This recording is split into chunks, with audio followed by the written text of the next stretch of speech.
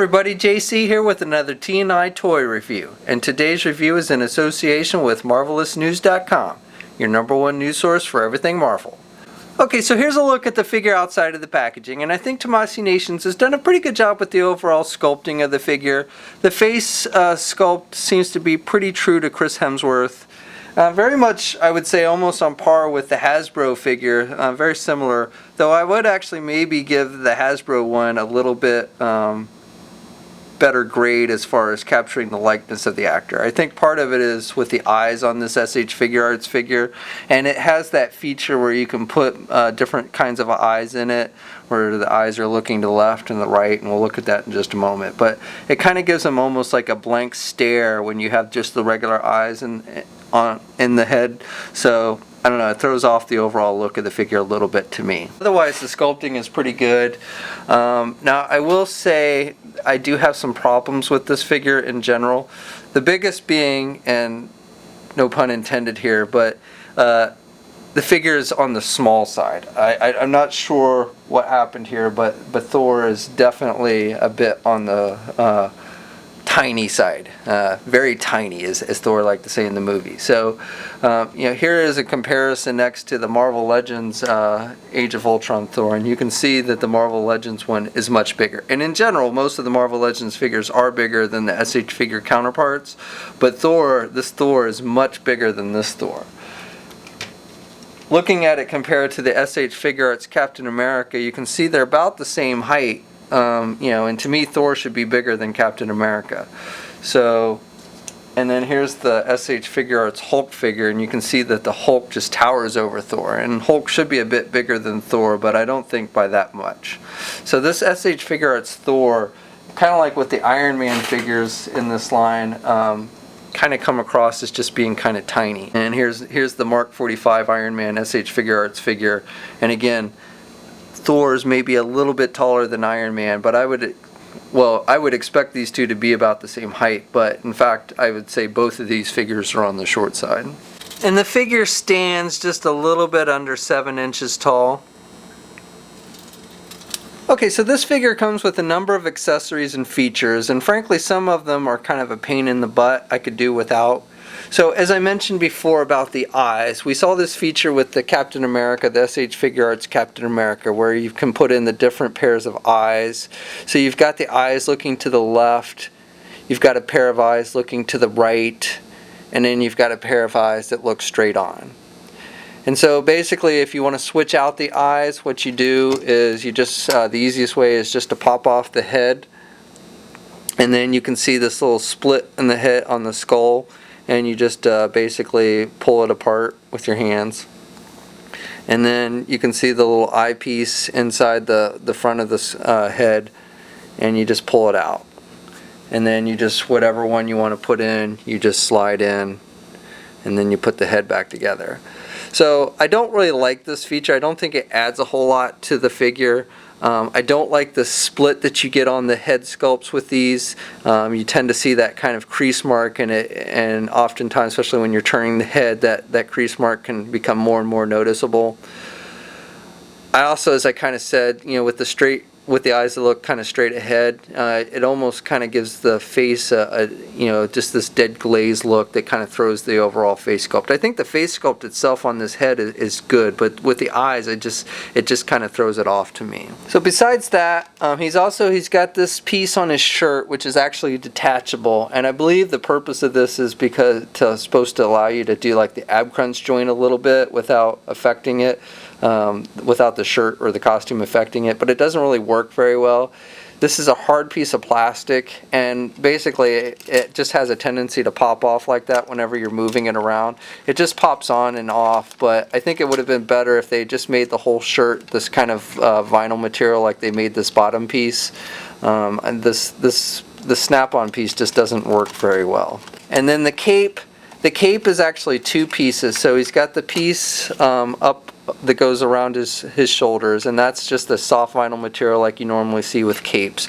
But then he's got the second piece, which is actually hard plastic, and this is, I kind of like this, but it's also kind of a pain in the butt. So you can kind of extend the side pieces so that the cape is more flowing or you can push it in so it's more compressed. So I like that, and it's got some articulation. This joint here is articulated, and basically this peg just plugs into the back of the figure.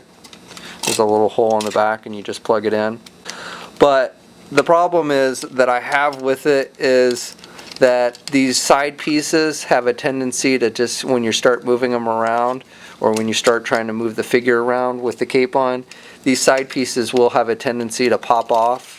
So that's just something, again, to be wary of. This figure has basically got a lot of pieces that just have a tendency to kind of pop off. But you can see they're just plugged in with little pegs, and so they are articulated, so you can, it allows you to pose the cape in various poses, which I like that, but again, I don't like how those pieces just have a real tendency to pop off.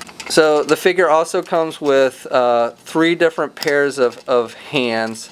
So you've got the closed-fisted hands, you've got the pair of grip hands for his hammer, and so he can hold the hammer in his left or his right hand. And then you've got the pair of open hands, which are kind of like for him summoning his hammer, like you see him do in the movie. Now he also comes with an extra hand for the hammer. So the top of the hammer pops off. I'll take it out here. So you've just got the hammer, and the hammer's got nice detail. It's got the Asgardian writing and stuff on it, so it's nice and clean, a little cleaner than like the Hasbro one. And then you've got some detail on the wrap. You've got the brown and with the silver highlights, and then you've got the little loop on the end. But then you get the second one that's like an extended, the loop is extended. So this is like if he's throwing it or like using the hammer to like fly. And so this handle is attached to this one hand. It's his right hand. And so what you do is you just pop off the right hand and you pop this one on.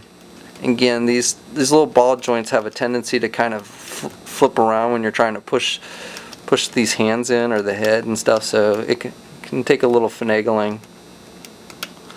But then you just pop it on, and then you take the top of the hammer and you put it on this handle. And so then it looks like he's like I said, throwing it or using it to fly and such.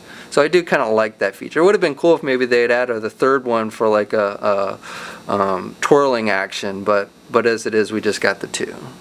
So articulation is pretty much on par with the other figures that we've seen in this line. However, some of the articulated joints are restricted by the costume and his hair and stuff. So we'll go over it real quick. Now I've removed his cape, and this well, actually the piece on his shirt is currently attached, but the cape can limit some of his movement, as can this piece that attaches on the front of his shirt. So as far as, when you start moving this figure around, those things will have a tendency to pop off. Now the head is on the double ball joint like we see with most of the figures in this line, and the neck moves back and forth. So he can rotate his head without any problem. He's got the long hair, which is sculpted with that kind of soft rubber type material, so it doesn't really prevent him from turning his head left or right. And then he can do his head down pretty good. However, because of the hair, he can't really look back very much at all, so there is a little bit of restriction there. Your arms are attached with your standard ball hinge joint. You've got that extra joint movement there at the shoulder that kind of allows you to do the arms forward for extra movement, like we see with most of the S.H.Figuarts. So he can get his arm out good, and he's got good rotation there at the arm. He's got a double hinged elbow, so he can bend his elbow pretty good. And he's got the swivel at the glove cuff, or where his wrist guard starts. So he's got swivel there, and then he's also got the swivel with the wrist. And the wrists are on those ball hinge joints, so you've got good up and down movement, or you can turn the ball joint so he's got left to right movement with the hands. He does have a midsection joint with some rotation there. But again, if you start trying to rotate it, you're probably going to pop off this piece on his shirt. And again, he's got some crunch there. It's basically attached with a ball joint, like we see with most of the figures. And he can look up kind of with the midsection there. Though again, with that shirt piece, when you have it attached, expect that when you start moving that midsection joint, expect that thing to pop off a good deal. He's got this lower piece on his shirt as well, which is done with the soft kind of vinyl material.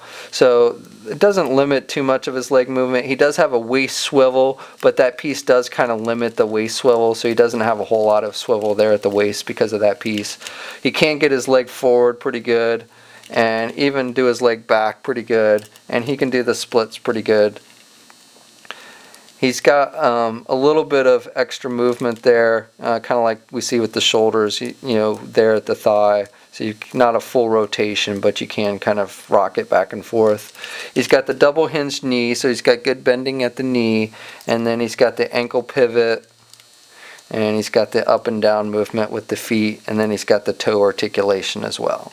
And then no peg holes on the bottom of his feet. So that's my review. Overall, I would say this isn't a bad looking figure. I think it's a nice looking figure. My biggest complaint about it is the size. I think it's too small for Thor.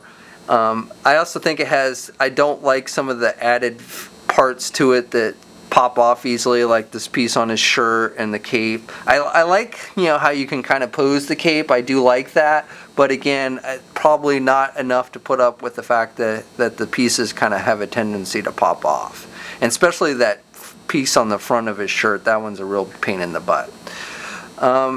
Overall, you know, like I said, the figure looks good, though compared to the Hasbro one, I can't say it looks drastically better than the Hasbro one, and I think the size of the Hasbro one is much better. So, you know, if I had to pick between the two, you know, not even considering price, I think I'd probably have to go with the Hasbro one on this one.